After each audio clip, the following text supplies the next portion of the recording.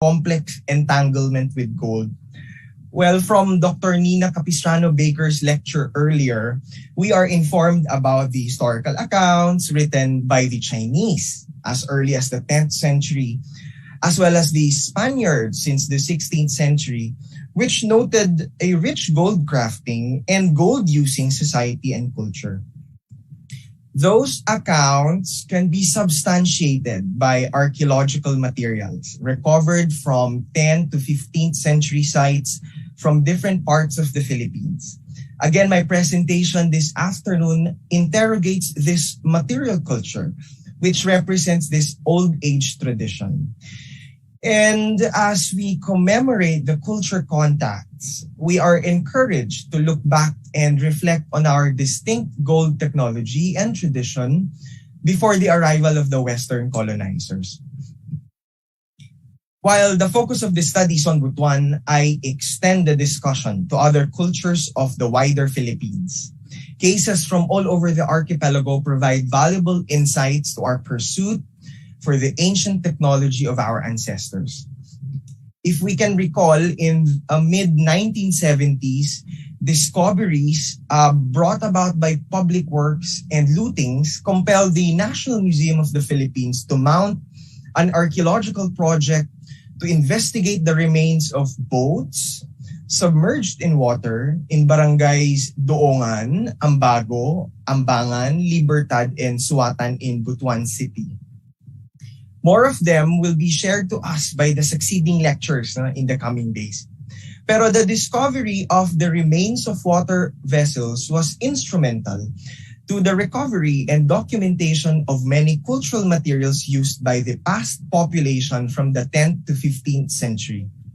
Early archaeological studies reveal that the area was continuously habituated and it had a vibrant population that used ceramics for cooking and storing food, animals for foodstuff, local pottery for all other things, metals for implements, and gold for ritual and ornamentation.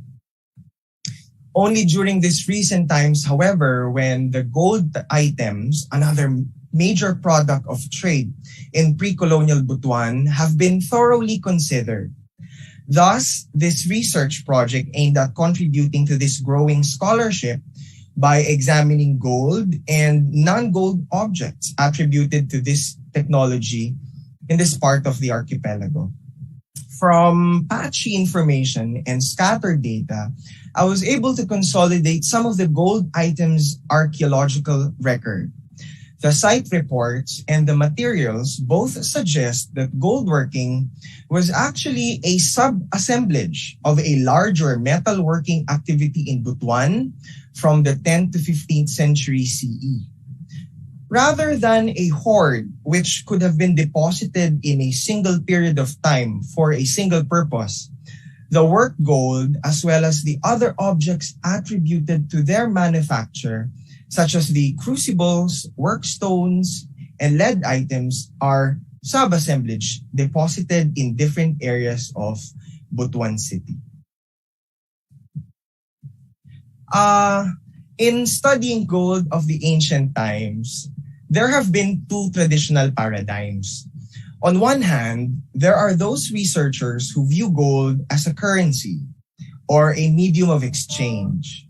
The perspective is primarily economic. The focus of the study is on mining and the transformation of the raw material into commodities. On the other hand, there are those studies focused on the designs of the gold items.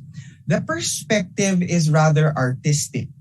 They are more concerned on symbolic elements present in the materials, which can be analyzed in comparison with other materials from all over the region. The more recent paradigm in studying ancient gold is through the lens of technology. It aims to bridge this trade gold ornaments dichotomy or the functional aesthetic divide. Technology is multidirectional, selective, and flexible. Ancient technology, therefore, involves individuals, groups, or institutions as well as technical problems which these people tried to address in an array of ways. Therefore, it is with humans' capacity for making choices and decisions that techniques and technological processes greatly relate to. Changes in the material by which a certain technique or processes was applied, becoming the tangible manifestation of these choices, decisions, intentions, and meanings. And this is what we are looking for in the objects that we found, from different archaeological sites. In approaching ancient technology through social construction, we recognize real-world factors affecting both on the artifact and the design, and on cognitive, symbolic, and other social phenomena dictating technological action. In looking both into the material and the immaterial aspect of goldworking technology in Butuan, this study bridges the practical and the cultural reasons behind this activity through the use of the idea of a production sequence. And when we say production sequence, this doesn't necessarily be a singular sequence. No, from the concept of chaîne opératoire, we are identifying the process and characterizing the organization of production. As much as the physical and the mechanical properties of gold might have dictated the artisans in their choices of techniques, tools, and bodily gestures, so were the social factors like economic and spiritual atmosphere of the region. In this particular study, I examined 43 gold and 11 non-gold items under the safekeeping of the National Museum, Eastern Northern Mindanao Regional Museum in Butuan City. They are smaller and less elaborate gold pieces than the Ayala Museum, which Dr. Nina Capistrano Baker presented earlier, as well as than the Bangko Sentral ng Pilipinas gold collection. The permission to access the materials was granted by the National Museum, given that they are not to be taken out from the museum premises and only non-destructive procedures are employed. Actual examination of the assemblage was also under close supervision of the museum technician of the museum branch. Through a visual examination, I was able to record the conditions, appearances, and physical characteristics of the objects being studied. The artifacts are then measured in terms of their general dimensions, say maximum and minimum length, width, height, and weight. Other object-specific dimensions like sheet and wire thickness, as well as inner, outer, and granule diameter, where applicable, were also noted. All of these measurements were recorded, tabulated, and graphically represented in order to deduce observable patterns, trends, and organization. I also employed low-powered magnification. And aside from direct measurements, both the gold and the non-gold items were subjected to a careful technical study that involved closer examination of the presence or the absence of technical attributes, or what we call technical stigmata. So let us now go to the tools of the trade, the non-gold items. So there are a lot of questions earlier when Dr. Capistrano Baker were talking about the gold from Butuan and its relation to Southeast Asian about technology. And perhaps I can answer some of that questions, starting with the tools of the trade. So the non-gold items, part of the assemblage attributed to the metalworking activities found in Butuan, reveal two types of metal crafting technologies. One for bronze and other metals, and the other one for gold. The first type of container, the bowl type, it is these two bowl types on the upper left of the screen. And they were probably used for producing bronze and iron objects. As you can see, there is this vitreous effect seen on the outer surface of the container, suggesting a smelting process, a slagging process of high temperature industries, in which reaction zones are needed to be suitably reducing or totally oxygen free in order to separate impurities from the metal being processed. So if there is this high temperature industry, definitely you will be working with larger amounts of metal, which you can only do with bronze and object because of their lower value in the market. On the other hand, the one below them, the disc-type crucible might have been used for melting metals of smaller quantities such as gold. The disc is also a reaction vessel used in melting. It exhibits little to no slag process, so there's no vitreous effect.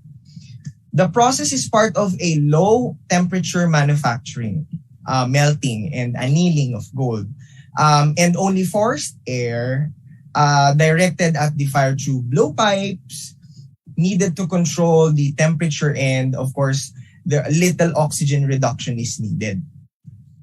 Yung mga lithic materials naman, on the other hand, yung apat na ito dito sa right portion of the slide, in the form of volcanic tuff, could have been molds. However, there are no gold items examined that corresponded to any of them. This tuff material appears to be used for making cast plates.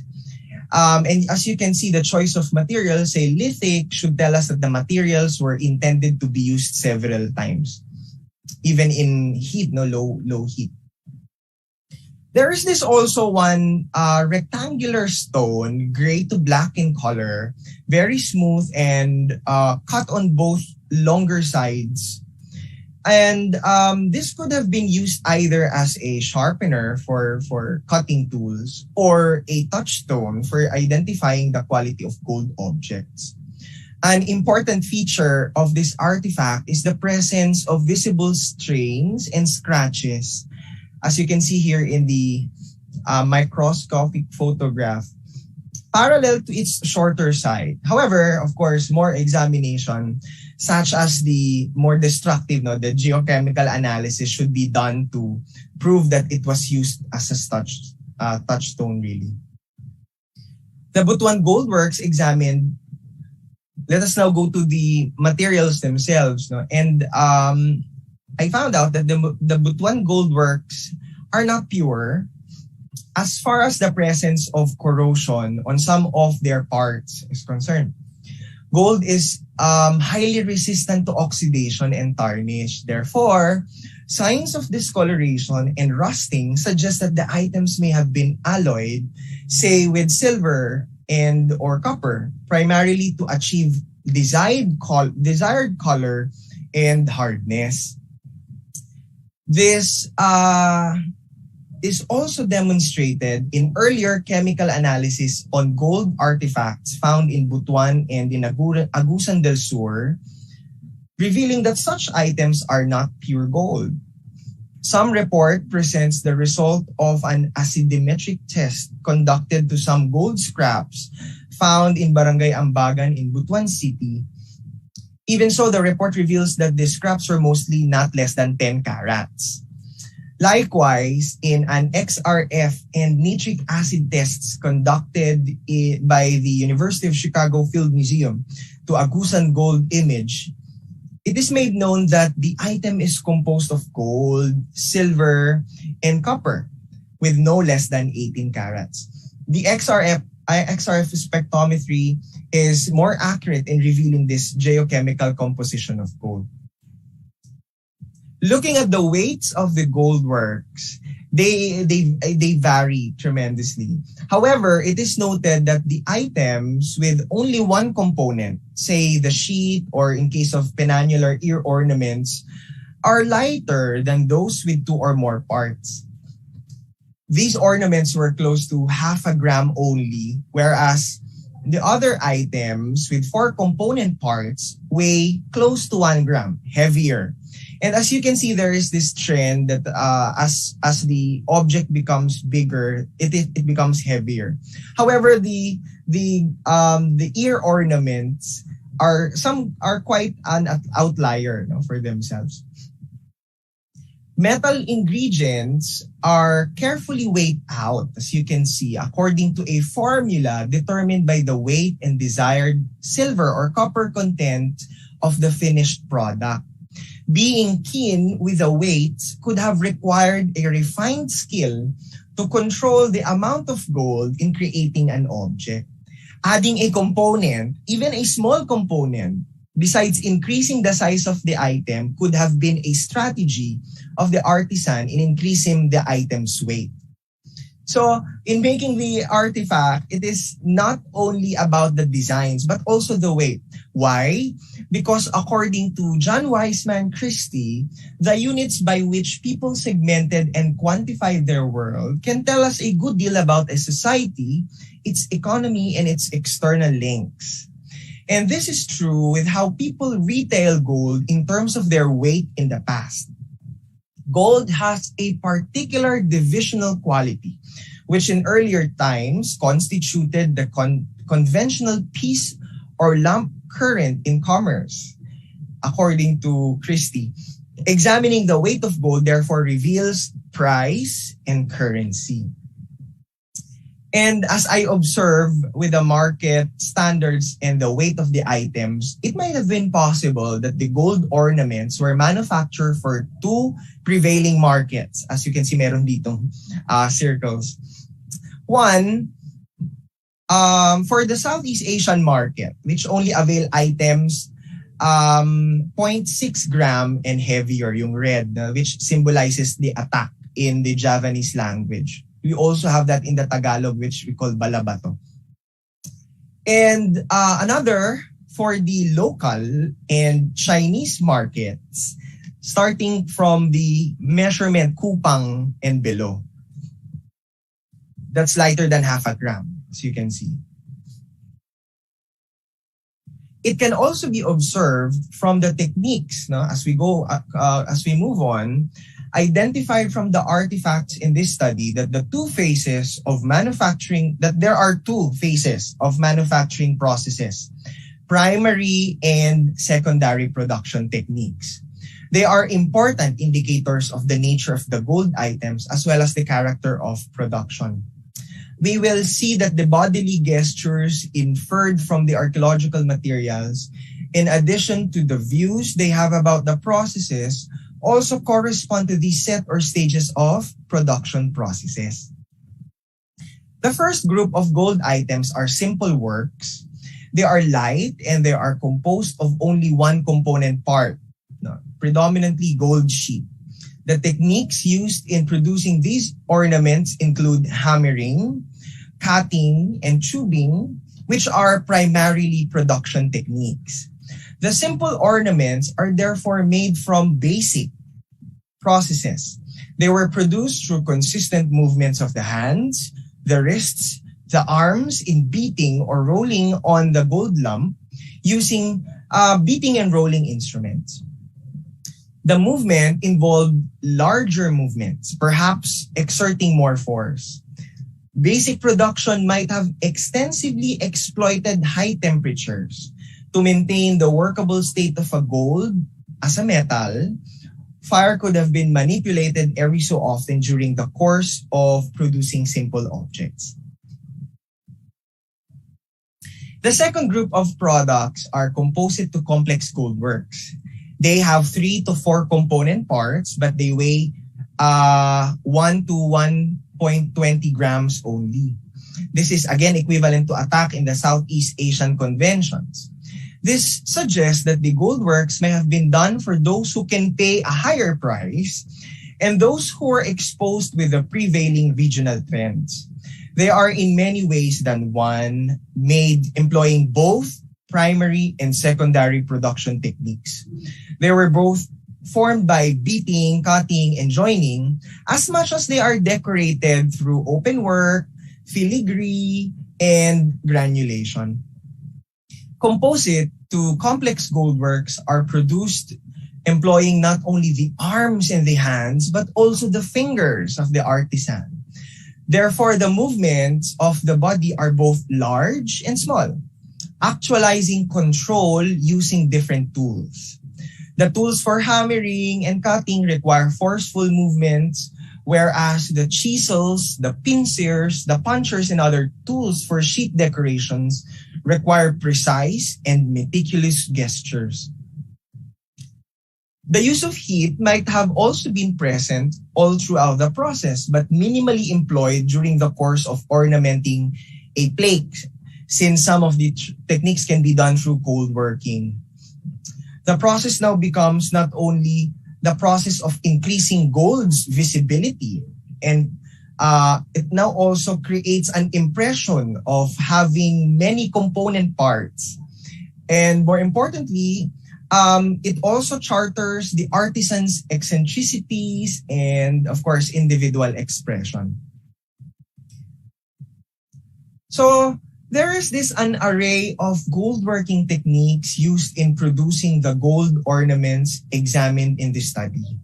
They require the artisans to reconcile their knowledge of the physical properties of the material, the proper movement of the hand and the tools, and the worldview of their society.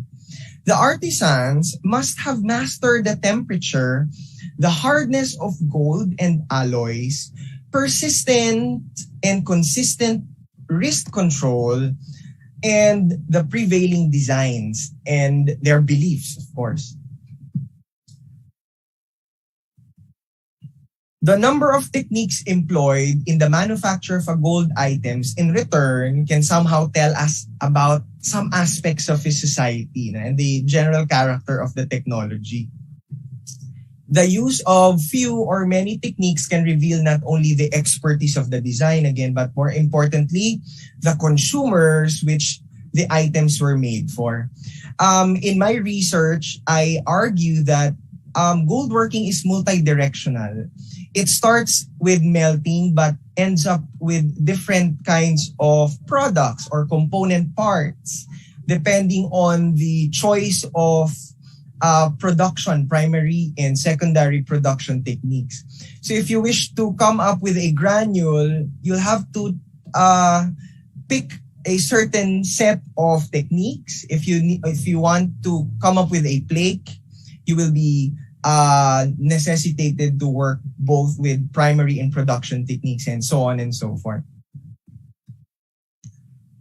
This multi-directional sequence of producing gold items in Butuan reveals not only the skill of the person but also of the society. However, this is just a small part of the larger gold working Shen Operetua. Nandoon lang siya sa object production, and it's just one box here in the larger gold working Shen Operetua. Let us now examine the other parts of the process from historically documented as well as present-day gold working practices in the Philippines. If you sift through the historical documents and ethnographies, they will tell us that there are two types of procuring gold from natural sources practiced in the archipelago.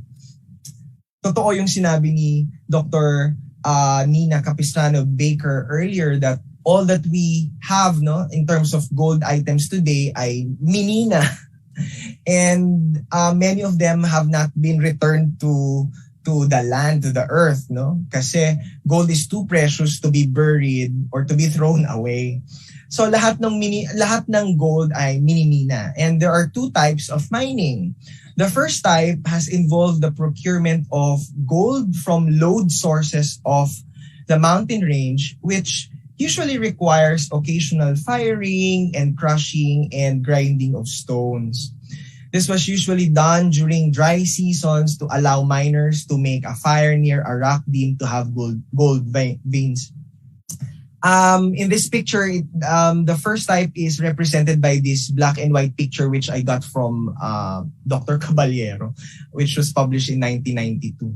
I intentionally did not put the names of the places for security purposes. Anyway, the other type of gold mining, this time from alluvial sources, which is now represented by this colored image, comes from rivers and streams, and this is what we call panning. It was usually every after a strong rain naman and flooding when the activity is done. And you need a certain tool, the dulang or the bilingan, a wooden pan needed to collect gold dusts from the washing process. Panning or placer mining, the sourcing out of gold from alluvial deposits such as rivers and streams, might have been the earliest procurement process of gold, since it required little resources and effort to do. This is not only a physical activity, but also, as we can see from the ethnographic records, activities surrounding the procurement, manufacture, use, and discard of gold involve rituals. Within the group of people na nagmimina, there were also a person that performs the ritual needed and the people who do the manual labor. Because the gold has this inherent distinctive properties deemed to be divine, mining it probably required some rituals as well. And also, this is true for the artisans themselves. However, today, most of the contemporary procurement of raw materials does not happen through mining anymore. May bentahan ng nangyayari. No? So, next, assaying of gold is another manifestation that gold is being worked, no, and consumed and distributed. Assaying does not, however, refer to the activity that tests the quality of gold only. No? Pwede rin siya sa ibang metals.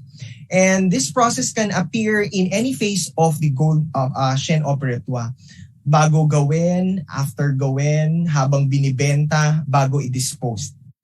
And touchstones are one of the most convenient ways of testing the quality of golds in the past due to its size and portability, as well as its efficiency of providing results.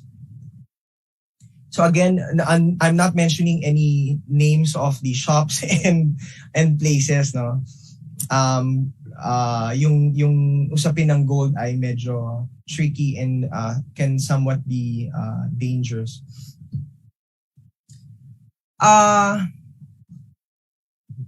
Once the metal is obtained and processed or assayed, the manufacture follows. No? And the manufacture is, of course, again dictated by the artisans, as we talked about earlier, by the choices of the artisans, the choices of the client, and the prevailing economic and social atmosphere of the time. Nonetheless, the actual manipulation of the metal, say gold, proved to be also superstitious as the mining activities. And metalworking is also seen as guided by these beliefs, no, of the unseen forces around them. However, again, yung mga more recent ethnographic examples natin ay mas gumagamit na sila ng modern technology and less na yung superstitious and spiritual. Pero yung danger brought about by the economic value of the gold, nandoon pa rin, hindi pa rin nawawala. It is nice to note that similar occurrences of worked gold items as well as tools attributed to gold object production occurs, no, in neighboring Southeast Asian communities. And it suggests that their presence can account for the existence of many gold working workshops in the region. What the Spaniards observed, however, upon their arrival in the archipelago are the gold ornamentations present in almost all aspects of the native life. Hindi nila masyadong na-observe yung production. That's why we have this very scanty literature about them in the 16th century. Official colonial reports like the Relaciones, friar ethnographies, the vocabularios, and other literatures alike comprehensively depicted the gold items of the native population, but little about the production. Thankfully, we have Alcina for the Visayans and the Vocabulario de Lengua Tagala by Buenaventura, who provided some insights on how these materials were made. And accordingly, katulad ng binanggit ni Dr. Baker and matututunan natin in the succeeding lectures about gold, the items, gold items, were introduced as early as birth and childhood, up to marriage, until a person's death, and even in the afterlife. I am reminded of one passage from the Baxter manuscript of the 1985 where gold bits and pieces, lumps of gold are enclosed in a bag and put beside a newly born baby while he or she were being washed in the water for good luck. So from womb to tomb. And yung tomb yung medyo marami because in the archaeological record, we worked mostly with burials and grave sites which yielded materials like gold used as burial goods. As you can see here in the map, I tried to map out sites in the whole Philippines which yielded gold materials. But the image I am showing you here is from Bolinao, Pangasinan. In 1974, actually from 1969 to 1974, they were excavating in Bolinao and found this skulls with gold pegs. So gold is never thrown away because of its high value and due to its rarity in many cultures around the world. It is reworked and transformed in another form. Yung disposal niya, however, can be in the form such as inclusion in grave good. Yung ngipin, hindi siya grave good, no? Kasi ginamit siya while the person is still living, pero nung namatay siya, nadala niya, no? Yung ibang grave goods ay like this one, no? Mga trinkets, necklaces, ear ornaments, plagues, and many other things. Pwede rin siyang hoards or inheritance. Yung inheritance hindi itatapon, itatago, di ba? In this manner, the gold items were taken out of its normal circulation and distribution and stored until it can be used again. For the burials, nagamit siya ng archaeologists. For the inheritance, nagamit siya ng succeeding generations. Okay? So this is from I can say where this came from, sa Iloilo, a golden image na. Ayan. All right. So, in the center of all these techniques, production activities, products, and worldviews, they entail was the artisan. The gold-working artisans were the foremost responsible in producing the gold items examined in this study. They were the people who applied the techniques to the gold objects and the people who assembled their component parts, thus changing their forms. Although they did not leave many traces of reliable remains, they still left a handful of evidence through the crafts they produced. The artisans, therefore, facilitated the transformation of gold from its raw material to its socially functional form. I remember there is this also one question earlier about the artisans. Gold-working artisans were specialists. They were certain individuals whose occupation was created from an existing occupation, metalworking, no? Since they worked on a special distinctive material. So from metalworking, nag-branch out to gold working. And according to some ethnohistoric materials, many of them are the datus because the datus are the master metalsmiths themselves. They had this array of means to produce component parts such as sheets, no? Because gold production is multidirectional. wires, granules, and other gold works. They know the governing principles, both primary and secondary production techniques. Kahit na hindi nila alam ang physics, chemistry before, alam nila because of their trial and error or of sharing of experiences and in many, many years of working with the material, of course. Goldworking, the activity, on the other hand, in Butuan, was part of the larger metalworking in the area, as the archaeological record has pointed out. It is a specialized craft.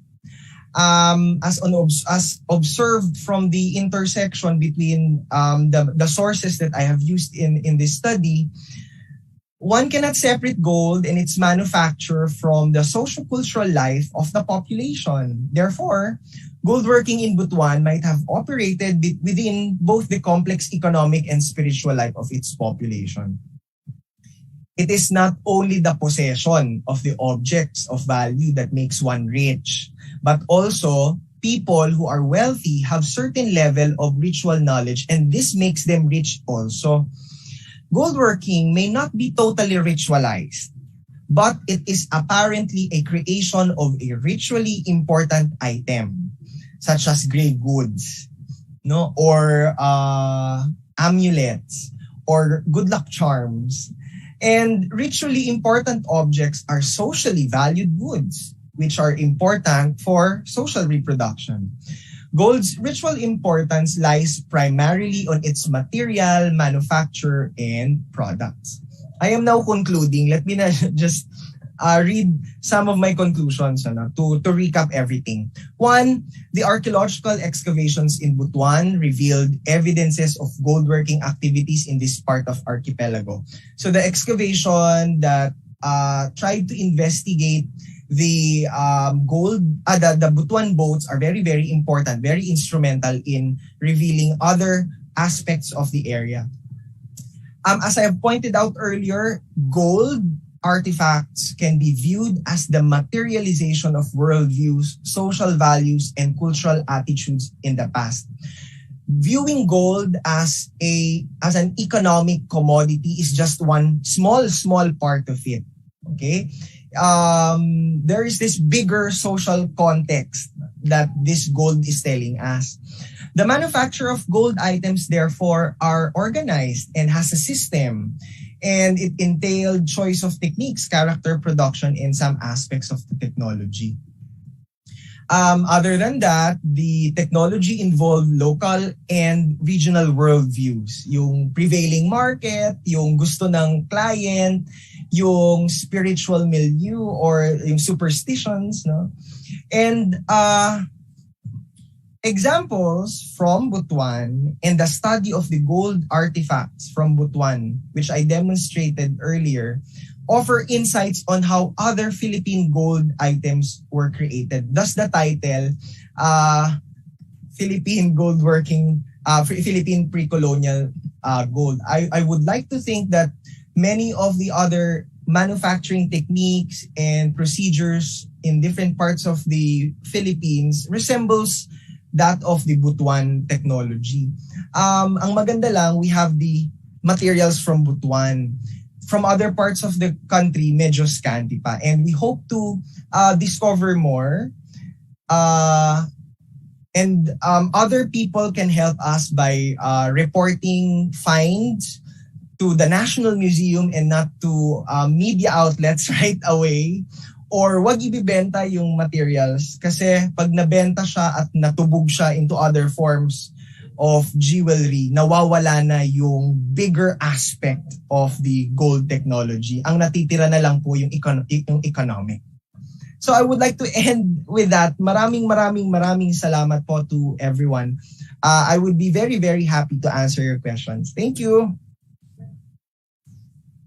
Thank you very much, Victor, for that very engaging and fascinating talk. For those of us that have only seen these items in museums, you giving it all the context around it is quite amazing, and we're very glad that we've had this opportunity to really to have this conversation.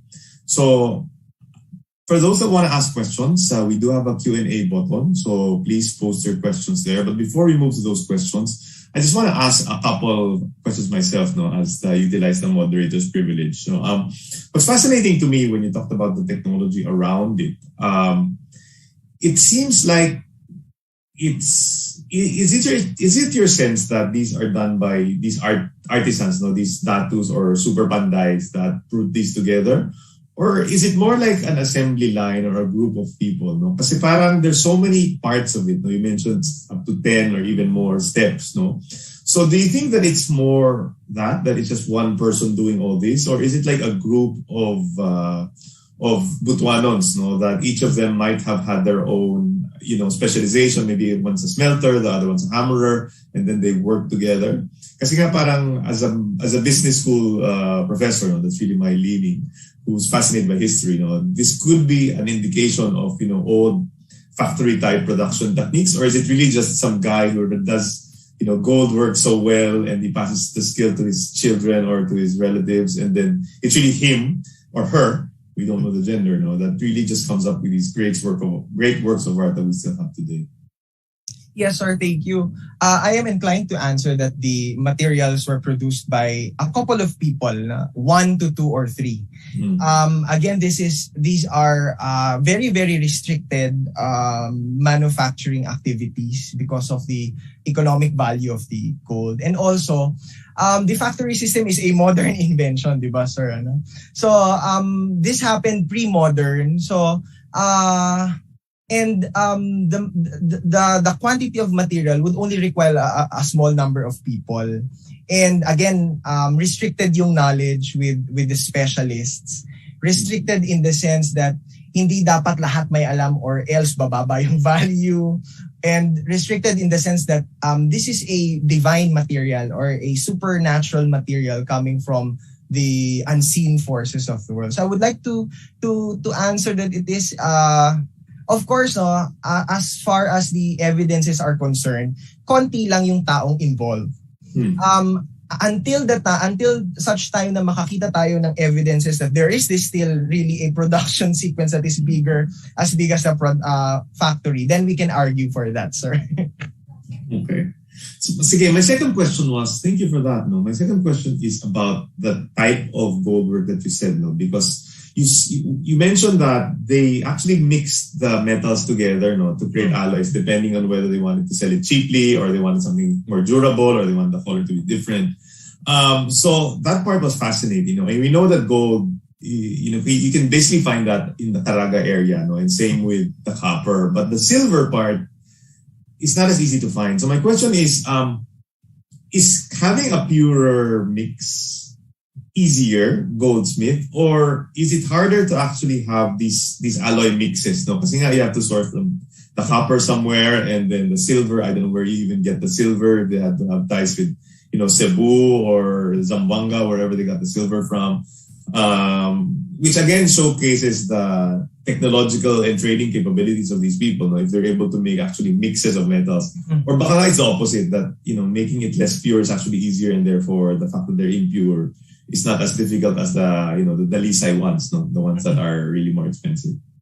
Well, I am basing my answer based on the readings. No? I haven't really tested a gold for its geochemical analysis, but from the literature, it is easier. It is more difficult to make the gold pure because in terms of panning or in alluvial sources of gold, the gold dusts or lumps appear in may mixture na siya ng a little bit of silver, so dadagdagan na lang ng copper and so on and so forth. Pero they can do that, no? Ang gusto ko rin i-point out, thank you for asking the question, ay these people who were working with the gold, alloying them, doesn't really know the physics and chemistry of these things. So, hindi nila alam na this is 50% copper or 50. Wala silang ganong precise or accurate na measurement or quantification. Ang basis nila ay hardness and color. So, feeling ko it's a modern retrospection na lang yung ito ay parts silver, part and meron pang iba, hindi lang silver and copper. Okay. So let me go to the questions from the chat box. No, this is from Giovanni Putong. I'll just read you the questions one by one, and you answer it one by one. No? So he says, how does our pre-colonial ancestor acquire these inherent skills or metalworks among themselves? Or was it the influence of the Majapahit or the Srivijaya, our Southeast Asian neighbors? Sige, maybe you can answer that first. O sabay, tapusin ko na lang. No? How did they identify that the materials were precious or valuable or currencies in contrary to anting-anting or just amulets, no? Not like our, lamang lupa maligno to deflect bad omens. And then finally, did they use precious stones or only on select items only? Yon, from Giovanni. Yung first question was similar to the question thrown at Dr. Capistrano Baker earlier. It's really a matter of debate between diffusion and individual invention. And ang difficult sa pagsagot na ito ay walang makakapagsabi. Even the materials themselves cannot tell us that the skills that made us are from the Srivijaya or from the Majapahit. Pero syempre ang bias natin lagi ay our people can do it, no? Our people did it, parang ganyan. So syempre ang inclination ko din ay individual invention because people can yung primary production techniques, no, I have argued in my paper. Na simple lang siya, basic lang siya, just simply hammer. So hindi mo na kailangang alamin pa yon from other neighbor. So yung at least from the primary production techniques, no. It was individual invention from our local. Pero yung designing, probably it involved a wider socio-cultural milieu, perspective, atmosphere. Kasi pagka tiningnan mo yung ibang gold items with similar manufacturing techniques or designs, pareho. So baka may connection or some sort. Pero asserting to that level na saan, kanino nanggaling, that would be very, very difficult. Question number 2 is about value ba? Tama? How people identify the value of gold. The value in a society is created by the society. No? There is this one paper, I forgot the name of the cultural geographer, that assert that yung gold, naggagaling yung kanyang value, yung high value niya because of its rarity. No? Kasi rare siya, you do not see gold very often. Therefore, medyo limited pa ang circulation niya in the society. So, medyo mataas ang kanyang value, no? Halimbawa sa China, hindi masyadong mataas ang gold before, no? Yung value ng gold before. Mas valuable sa kanila yung jade, di ba? Kasi because the jade has this divine characteristics na super. So, the value that we add up to the material is created by the society that we live in. So, different societies, different yung value system.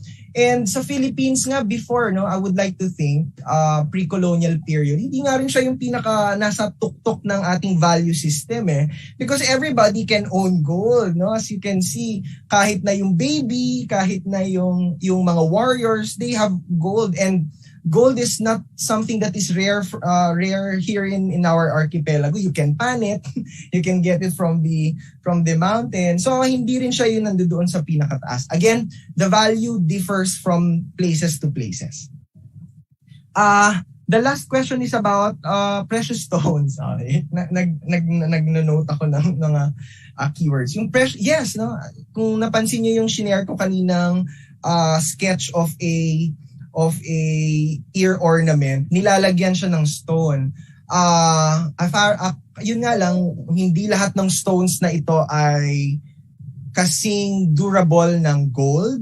So natatanggal siya, nadudurog siya, gumugulong siya, natatanggal siya. So basta, ang point ko ay, there is this holder for minerals or for stones. Probably merong nilalagay doon.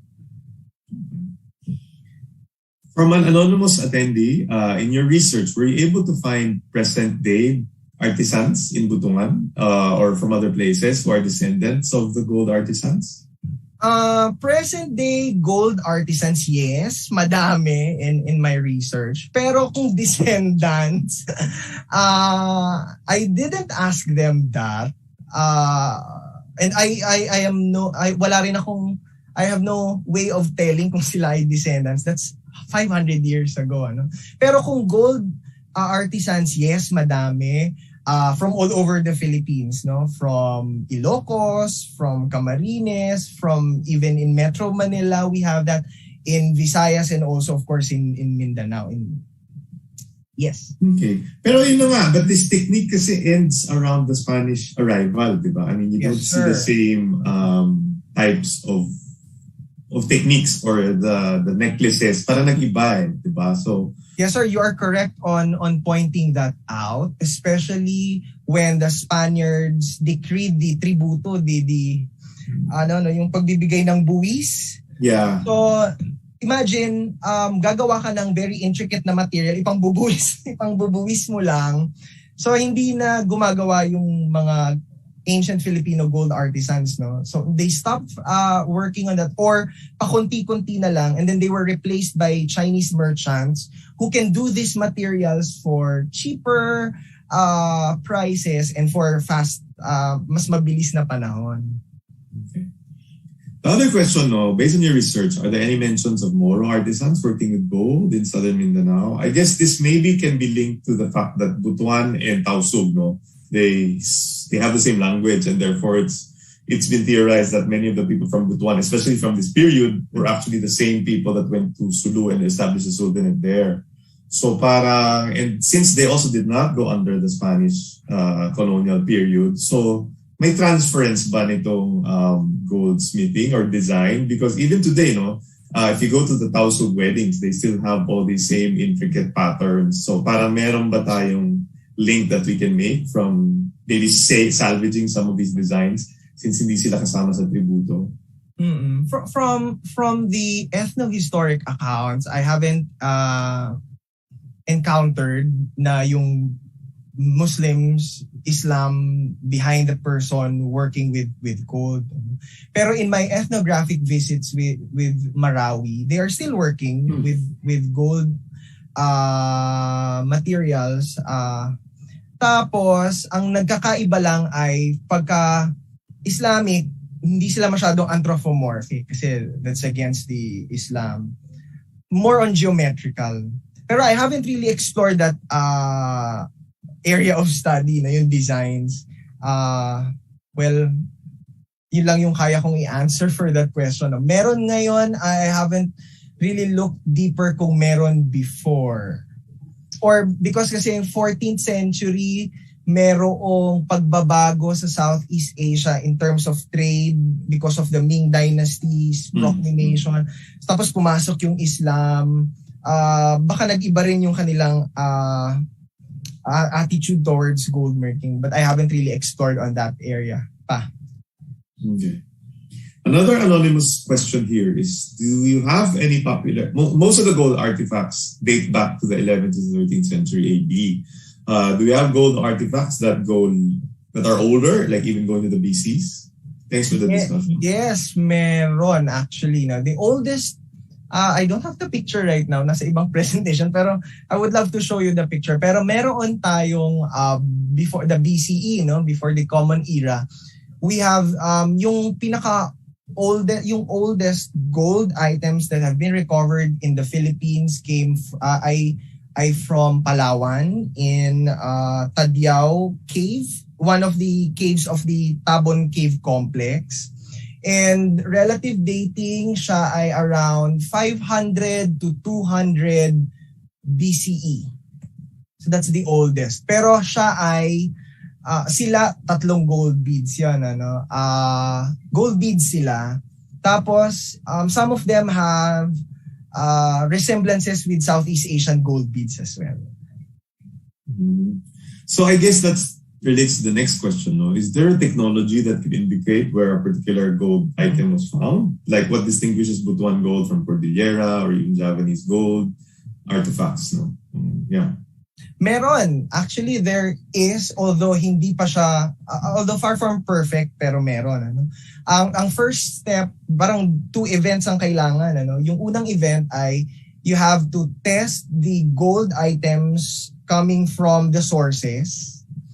You have to identify yung kanilang signatures. Meron kasing iba't ibang signatures yung gold na yan. No? Yung combination of lead, of gold, of silver, yung occurring to that.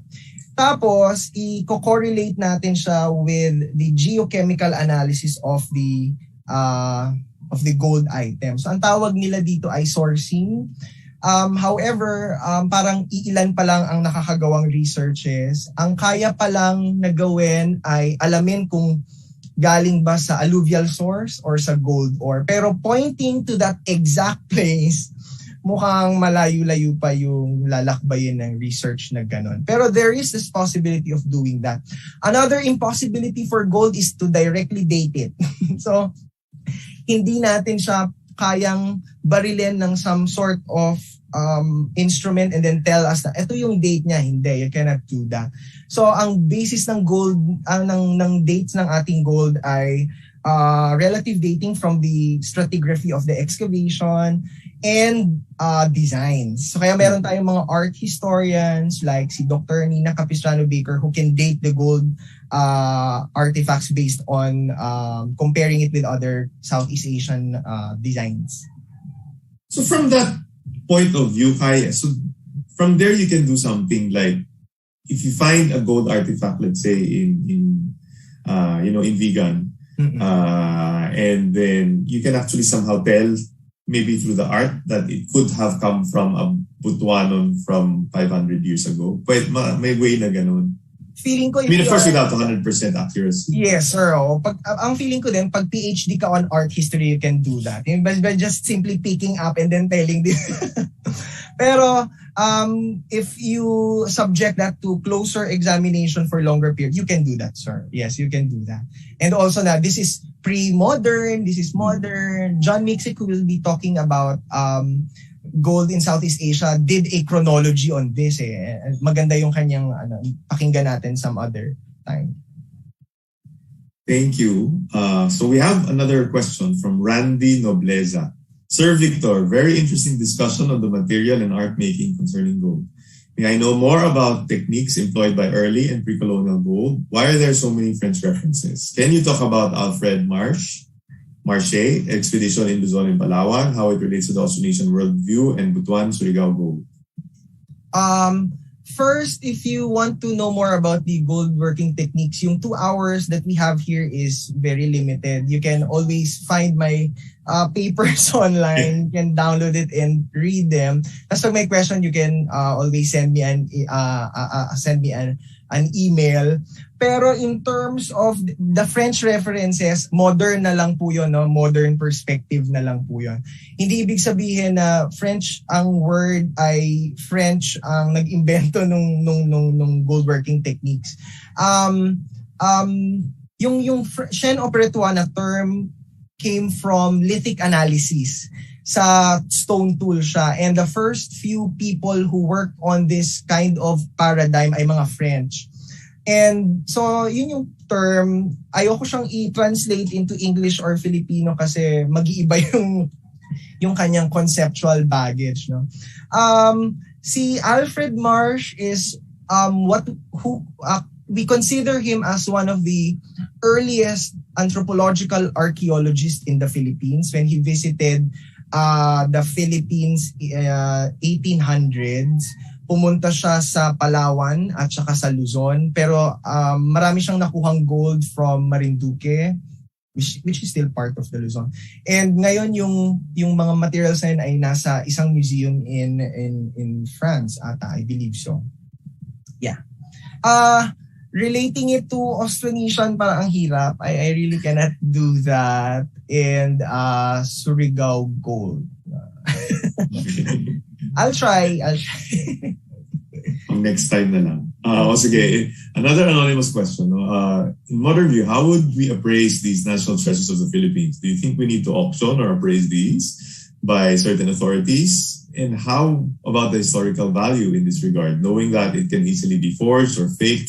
When you talk about gold, there's indeed the perspective of money and it's open for exploitation, especially when it's shown into television and promoted to looters. So, yeah. Mm-hmm. I was reminded of one of my research in Mindanao. No? I made an ethnography of the looters, and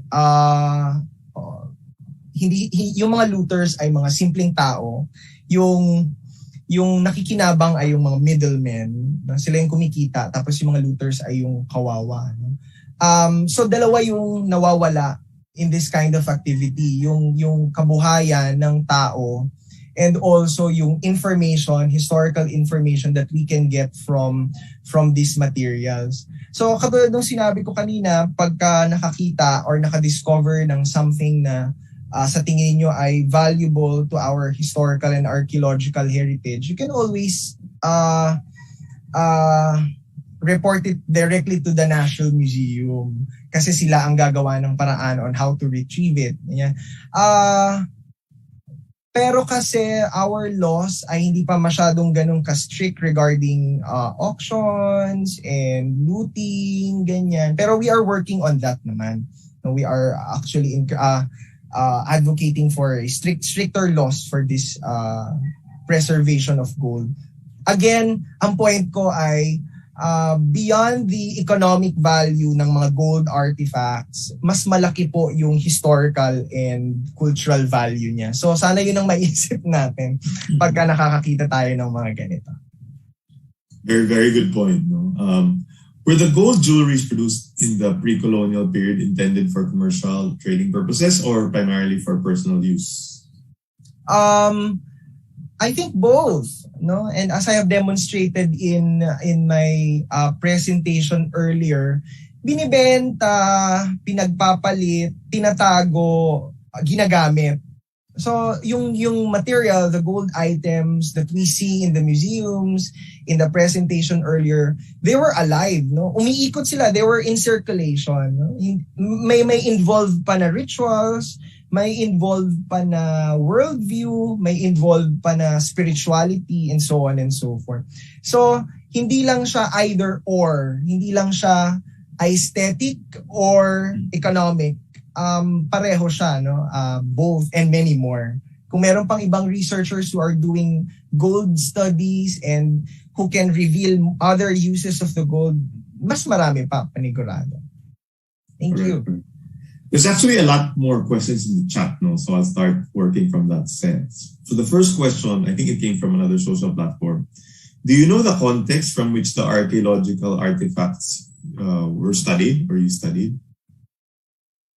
Yes, yung research ko, I carefully sift through the reports to identify the secondary provenance of the materials. Because the materials were excavated 70 ilang years na ba? 1970s na hindi pa masyadong meticulous on recording. Yung practice ng archaeology noon ay hindi pa ganun ka meticulous ang recording. Hanggang dun lang ako sa secondary provenance ng materials nung nakita ko. No? Yung the exact position of the materials, kung nasaan siya sa stratigraphy, parang hindi ko na siya nakita. No? Ngayon kasi sa panahon namin in doing archaeology, ganun na. No? Ilang metro, ilang centimeter from the exact point. Ganyan. Many of the materials also are donated to the National Museum. No? Ang difficult lang dito ay hindi na rin natin, like in other museums, hindi na natin alam kung alin ang donated, alin ang archaeologically recovered because they were combined, or it doesn't really reflect on the record of the museum kung ito ba ay donated or hindi. The same goes with other museums all over Manila. So parang medyo yun yung isa sa malaking hurdle na kakaharapin ng isang gold researcher. Okay. From Carlito Kamahalan, Amalia, what story or moral lesson did you get from Butuan Gold? I have been entangled with gold studies in Butuan. Ang unang-una kong lesson na natutunan ay it's really dangerous. It's really dangerous. It is sometimes life-threatening. Making friends with the gold, with people who get them from different parts of the world. Ang natutunan ko, ang more important thing that I've learned ay to change the perspective on the material. Instead of looking at it in terms of economic, pera, let us try to view it as manifestations of our great culture. Nabanggit din ni Dr. Capistrano Baker kanina na we tend to compare gold artifacts na merong less sophistication to those artifacts with greater sophistication. Tapos nagko-conclude tayo agad ng something that is very inappropriate to the culture, no? Parang ganyan. Ang natutunan ko naman dito ay nagawa pa lang yung gold item, pinagbuhusan na agad siya ng matinding pag-iisip at physical skill. So regardless kung ito ay less elaborate or sophisticated, meron tayong mapupulot na information regarding our past and even ourselves, no, as people who came from these ancestors. Very good point. From Antonio De Castro, did our ancestors use gold for currency or for family, bahandi, and social status? Similar to the earlier question, sir. No? Yes, they use it as currency as well. Tinitimbang, no? They weighed that. So parang dinemonstrate ko kanina na yung mga gold items na in-examine ko, may grouping sila. No? Yung logically ang pattern na groupings and then yung isang grouping na parang may fini-favor lang na isang measurement, weight and measure. So I'm arguing that this is for export, yung isa naman ay for local consumption. So ginagawang currency, yung ibang tao, ginagawa din namang palamuti sa katawan.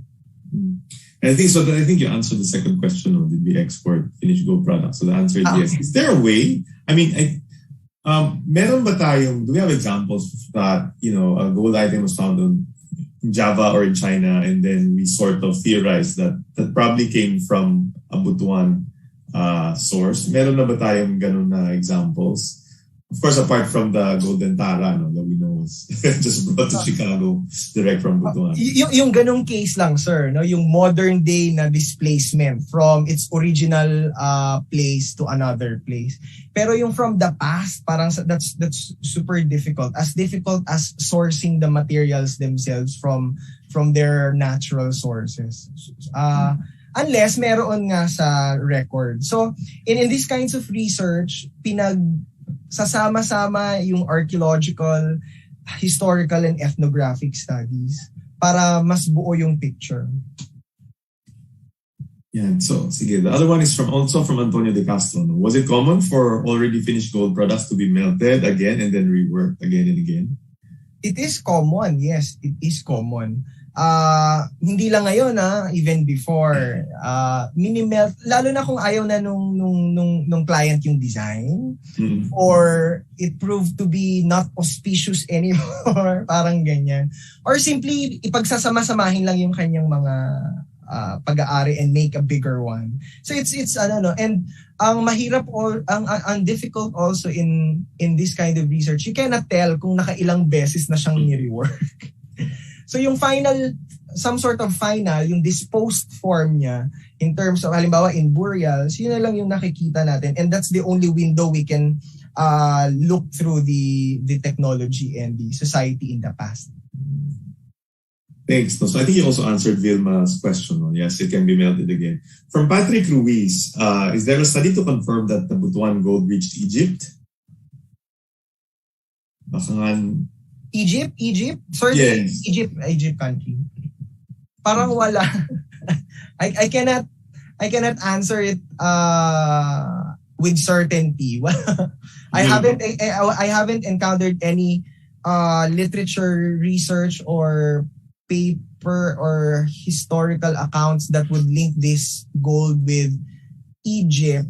Although kapag tiningnan natin, this is just a parang surmise lang. Pag tiningnan natin yung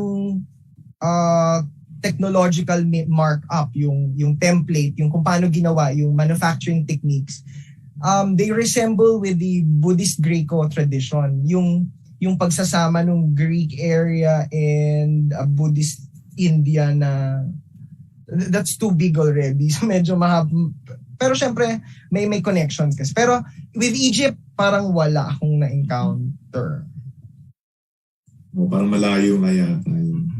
Sige, from another autonomous attendee, Mr. Australia, are there specific designs in jewelry in pre-colonial times that dictate the role in society, stature, gender, or age of its wearer?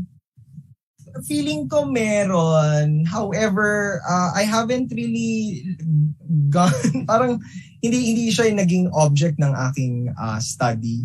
I would recommend that you read the PhD dissertation of Dr. Esperanza Gatbunton, who wrote something about Philippine gold's cultural history. So may nabasa ako doon, yes, meron yung meron pang babae, merong panlalaki. In one of my papers about gold teeth, sa mga historical documents, sinasabi doon that nang naglalagay lang sa ngipin ay babae. Although meron ding historical account na yung datu na nakita ni Magellan, meron din siya sa ngipin niya. So may ganong mga social distinctions based on the use and practice of gold working. Pero I cannot really specify in detail at the moment. Okay. Ito, for gold artifacts excavated or discovered in the Philippines by foreign archaeologists, does ownership belong to them or the state of the Philippines? Hindi ko na-expect tong question na to. Dapat nandito meron kaming archaeologist na specializing on on heritage laws. Nabasa ko yung thesis niya pero parang may certain time parang gano'n lahat ng nakuha, correct me if I'm wrong kung tama. Kapag under American colonization, this is very tricky kasi batas international mahina ako dito. So kapag alam ko lang, correct me if I'm wrong. Pagka nakuha ng mga foreigners during the American colonial period, sa kanila, parang gano'n. That's the American government. Pero kapag post-liberation, atin na. Tapos may mga laws pa, yung mga Marcos period laws, tapos meron pang 10066 laws ngayon na hindi na ako masyadong well conversant. Pero the issue on ownership is very, very tricky kasi hindi lang siya basta usapin ng private ownership but also national and countries ownership, parang public-private ownership. Ganun siya ka-tricky. Mahirap na yata talaga. Another question from Randy Nobleza. Victor, your studies on gold led you to superstitious beliefs. Can you elaborate a little bit more about the gold having its own personality or biography?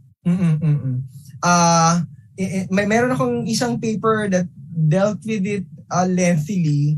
I reviewed not only Philippine case studies but also Southeast Asian. So meron silang halimbawa in our neighboring Malaysia, the Malays before pre-modern, naniniwala sila that the gold came from the scales of a mythical dragon, mythical snake of some sort. So yung na nakatira sa mountains. So minimina nila yon, ibig sabihin tinatanggal nila yung scales nitong dragon na ito. And pag minimina nila yon, they are conducting a magic na para i-appease yung may-ari nung scales na yan. Also, I have also argued in other papers na yung gold ay meron siyang essence, meron siyang sariling perceived na spirit na pag namatay, nadadala nila yung gold sa ibang dimensions. In fact, in the Visayan literature, you cannot enter the realm of the dead kung wala kang sapat na amount of gold in you. So you have to bring the essence of the gold. Kaya naglalagay ng gold items as grave goods in burials. In the Manobos, naniniwala din sila na merong nagmamay-ari ng gold na ito. No? I would like to believe that this all stemmed from the nature, the physical characteristic of the gold. Kasi metal siya, pero kakaiba yung color, no? Yellow, distinctive, katulad nung sinabi ni Dr. Nina Capistrano-Baker, parang kulay ng araw. So the people related this with the unexplained phenomenon around them. So that I can tell you at the moment. From another anonymous attendee, is it advisable for new generations to continue the cultural and traditional value perspective of gold, like the traditions of early Filipinos, for example, exposure of the newborn to gold? We are given more choices now than before, you know, kasi we have different cultures and societies na. I don't want to sound prescriptive na let's continue working with this kind of technology. Ang sa akin lang lagi ay let us preserve the materials. Let us learn from them. Kung gusto nating ituloy in the future, then it's really up to us. Kung gusto na nating ihinto because we found something better, then it's probably okay. Pero as much as possible, let us protect the materials and the information and knowledge that they entail. Very good. So a quick follow-up from Randy Nobleza regarding magic, and I think superstition, but maybe we should use a better term, as Antonio De Castro said, no? Ritualistic items. Why are there so many gold burial sites? Does it have anything to do with the Austronesian worldview of the afterlife? Any curses on gold and mining? I really cannot talk about Austronesian kasi hindi ko naman siya ganun ka inaral in my studies. Ano? Pero in one of my research, I put forward that kung bakit maraming gold inclusion kasi unang-una gold is believed to be apotropaic, no? It can ward off evil spirits who tries to enter the body pag namatay yung tao. Ano? I am getting this argument from Dr. Bernadette Lorenzo Abrera, who will be talking about gold, the boat souls. No? Maganda yung kanyang PhD dissertation na yung boat may may sinabi siya about anting-anting pala, no? Not the boat. No? Yung different parts of the body daw ng tao, according to Dr. Abrera, ay attributed to the soul. Halimbawa, yung mata, yung bibig, yung kamay, yung paa. These are entry and exit points for the soul. So, kapag namamatay yung tao, o kaya naman ay natutulog siya, yung soul, believed by the previous population, lumalabas, pumapasok. And the only thing na pwede nating ilagay dito in order for us to parang protect ourselves from these evil spirits, yung mga shiny things like gold, ganyan. Yung Ilonggo, kami mga Ilonggo, meron kaming dungan yung essence, no, lumalabas din, pumapasok, nakikipag-away. So, meron tayong mga case studies from all over the Philippines that say na yes, naniniwala kami na yung mga shiny metals na to ay very useful na pang-ward off ng mga evil spirits. So that's the apotropaic.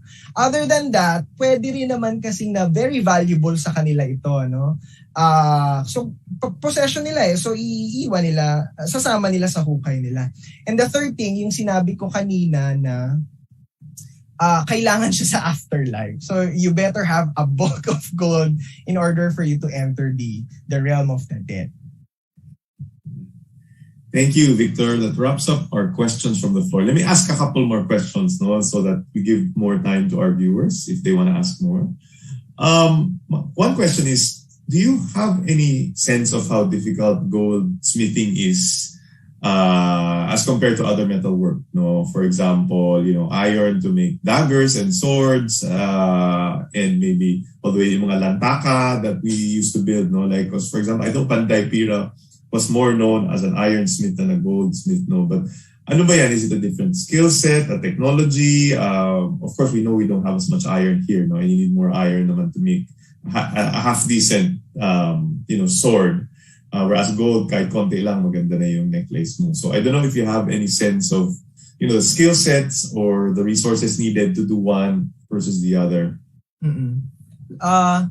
First, parang in the literature, they're not using the smelting for gold, no? Parang gold is never smelted daw. Kasi it is melted. Pero smelted, ibig sabihin, tinatanggal yung impurities. Parang hindi yun ang intention ng paggawa ng gold artifacts. So the smelting one is for iron, bronze, and melting and alloying is for gold. So that's two different, two different skill sets. And as I pointed earlier, bigger movements ang kailangan sa mga bronze, iron, mga more quantity na metal. Whereas kapag smaller quantity, minute yung motor skills na maliliit, no? It involves the fingers, careful consistency of the wrist, and so on and so forth. Feeling ko lahat ng goldsmiths ay merong basic skills on metalworking. But not all metal workers can do goldsmithing. Ang gusto ko siyang tingnan na isang subset ng metalworking. Kung kinakailangan ng mas refined na skills, yes, mas kinakailangan. Pero not totally different from metalworking. Thank you for that. Now we have a few more questions from the floor. One is from Mark Andrew Fietas. Is being a gold artisan exclusive only to our male members of the pre-colonial barangay? Or do we have any sense of female goldsmiths?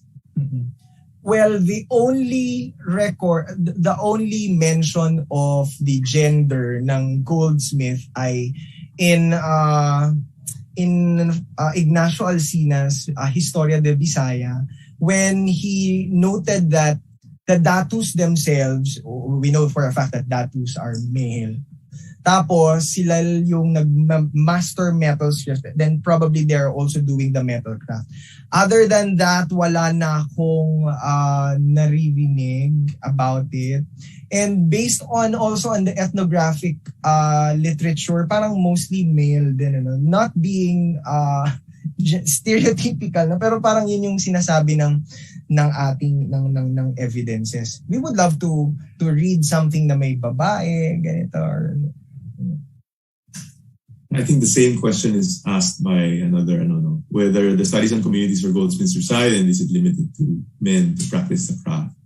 And by just simply looking at the materials, it is very, very difficult to ascertain kung ito ba ay gawa ng lalaki or gawa ng babae. And it is also difficult to ascertain the ethnicity of the material. Kasi pwedeng yung local natin, they are working with gold pero using influences from Southeast Asia. Pero local sila, no? We haven't really gone that far in this kind of research. Mahirap, super hirap. And then my final question here, and again, giving time for people to respond if they want to ask more. I read somewhere that the gold artifacts, at least the ones that are extant in our museums, in the private collections, etc., in the Philippines are more extensive or bigger or more sophisticated, more crafted than in other Southeast Asian neighbors. Do we have some sort of comparison in that sense, like in the scale or at least some of the designs that survived this millennia, regarding Philippines versus our neighbors? Syempre ang bias ko din, parang mas marami, mas maganda in terms of tons, mas mababigan nga. Pero parang hindi rin okay mag-compare ng mga, I've seen many Indonesian, Javanese works, no? Magaganda din eh. Ang gaganda. Parang yung beauty ay subjective first and foremost. So may kakaibang ganda yung sa atin. May kakaibang ganda din yung sa ibang countries. Mas marami, hindi ako nag-compute. Parang feeling ko mas madami yung Javanese kasi even until now they're still producing. Mas elaborate. I really cannot compare also. Kasi yung sa Singapore, they have this, meron silang parang maliit lang na gold item. Konti lang yung kanila, no? 2 or 3 items. Pero grabe din yung pagkakagawa. Di ba? So parang, there should really be no one standard on comparing these items. Let us view them, let us analyze them based on their own context. Baka mamaya yung sinasabi nating maganda, hindi pala maganda sa kanila.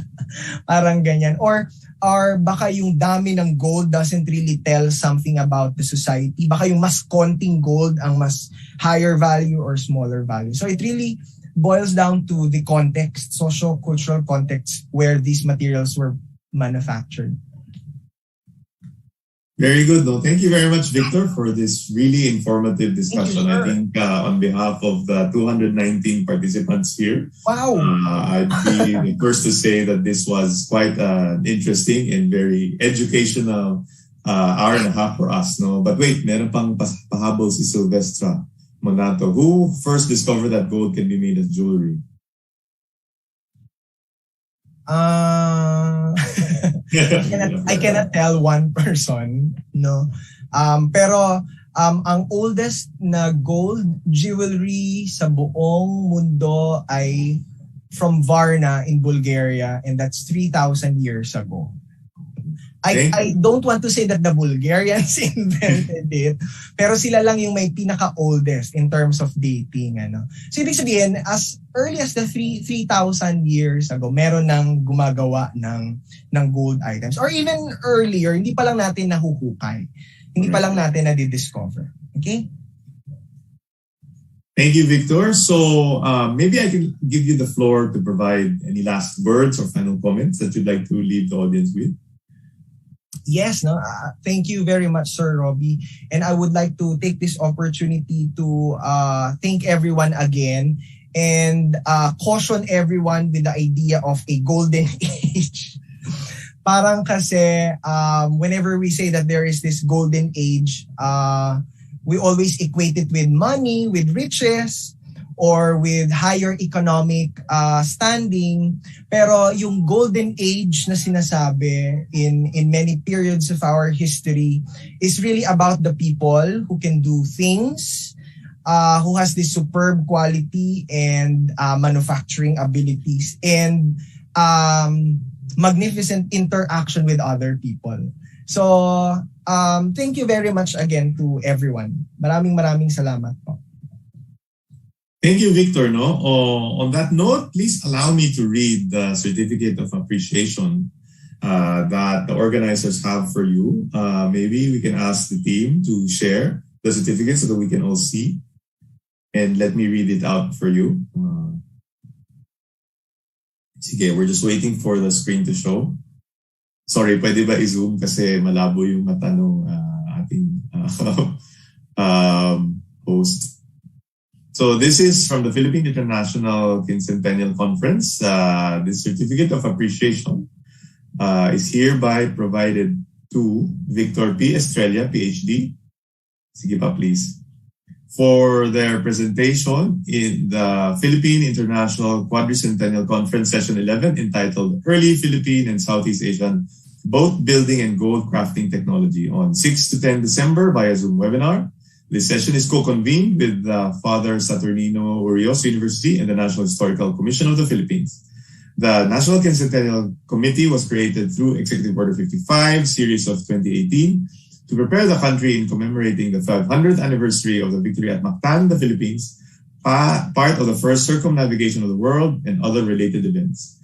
The Philippine International Quincentennial Conference is also in solidarity with the Year of the Filipino pre-colonial ancestors and the Philippine-Spanish Friendship Day. given this 6th of December 2021, signed by Dr. Rene Escalante, the Executive Director, National Quincentennial Committee, and Chairman of the National Historical Commission of the Philippines. So, Victor, that is for you. A soft copy of the certificate will be mailed to you very soon. And before we end this session, let me just provide a few takeaways. No? So I think this was quite a fascinating narration of our broad history of gold. No? Because we may believe that 2021 was maybe our first time to deal with gold with Heidelin Diaz, but no, we actually have been dreaming about gold for millennia. In fact, no, we have thousands of years of history, and many of these archaeological artifacts are thankfully on display, not just in the National Museum in Butuan, but also in the Ayala Museum, the Bangko Central Collection, and hopefully all these museums will open again. I know none of these are on display today, but hopefully very soon the renovations at the BSP and the Ayala Museum will be completed, and so we can bring our friends, our children, our parents to these museums to view these artisanal works of art. No. So I think what Victor really showed us today is that you can not just love these necklaces, these earrings, these ornaments, these belts as for their intrinsic designs, but more importantly for the story that they tell about our ancestors, how technologically sophisticated they were, what kind of craftsmanship they have, what kind of belief systems they had, how they cooperated with each other, traded these with other countries, etc. No? So ang dami-daming kwento talaga just from a small piece of gold that was dug up in some farm in Caraga 30 or 40 years ago. So talagang thanks to Victor and all his research and painstaking effort, we've now found all of these new stories that we can be proud of, as Filipinos, and especially for the Mindanaoans that are here on this call. No? So for the Zoom attendees, the Zoom system has automatically logged your attendance for today. So please check your emails for the panel evaluation form that will be sent within the next 24 hours. So please do that. And maybe before we go, can we ask Dr. Feliz Noel Rodriguez, co-convener of the session, to invite us to the next panels that we'll be having in the next few days. Noel? Yes, thank you very much. What a detailed, rich look into technology, and it forces us as well. Thank you, Victor, for having us look into the culture that is there behind the technology. And now we learned the chaîne opératoire, so how to pronounce it. Thank you. Anyway, thank you very much to all for being with us in panel B. Please join us tomorrow at 9 a.m. for more on gold. In the morning, we have two speakers, Dr. Michael Armand P. Canilao of the National Museum on baseline predictive modeling of gold trade with Butuan. So engagement of the ARCHEO RSGIS laboratory on human and environment interactions. So that's a new technology that is being used as well, to inform us more on technology, on society behind that.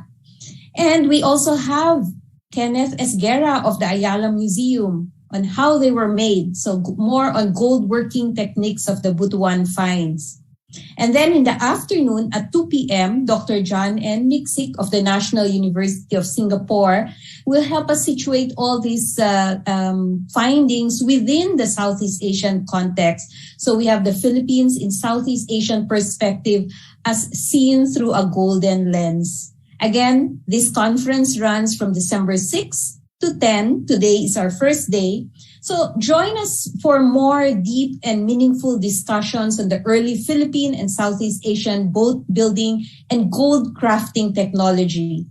On behalf of the Father Saturnino Urios University and the National Quincentennial Committee, we wish to thank especially those behind the scenes as well, the conference secretariat, our co-hosts, and of course, most importantly, to thank our dear speaker, Victor P. Estrella, and our moderator, Roberto Martin and Galang. Thank you very much for being with us.